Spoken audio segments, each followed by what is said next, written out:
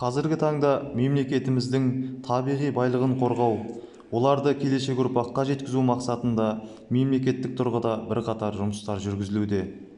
Осы мемлекеттік табиғатты қорғау мақсатында жүргізіп отырған саясатын жүзеге асыру мақсатында бірнеше мыңдаған қазақстандықтар еңбек етуде.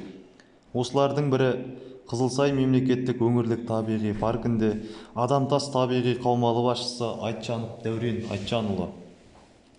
Адамтас табиғи қаумалы аумағында Маңғыстау өлкесінің төл табиғаты бөлшегі болып келетін Қазақстан Республикасында тұқымы азайып кетуіне байланысты Қызыл кітапқа енгізілген аңдар, үстірт арқары, қарақұйрық, теңіздегі бекіре балығы, Қазақстан Республикасы Қызыл кітабына енгізілген түрлері өсімдіктер, басқа да аң құстар мекен етуде.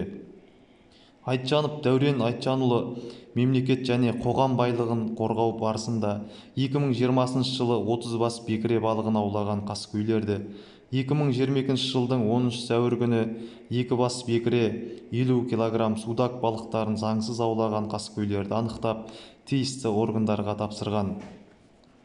Осы қарапайым ғана еңбектерімен ел байлығын қорғауға өз үлестерін қосып жүрген Қызылсай мемлекеттік өңірлік табиғи паркі инспекторлары қаншама. Далалық жерлерде атыс қаруымен, жүрдек автокөліктермен жабдықталған қаскөйлерді анықтау, олардан ел байлығын қорғау жолында күн-түн демей еңбек етіп жүрген олардың барлығында біздің арамыздағы батырлар деп атауға болады.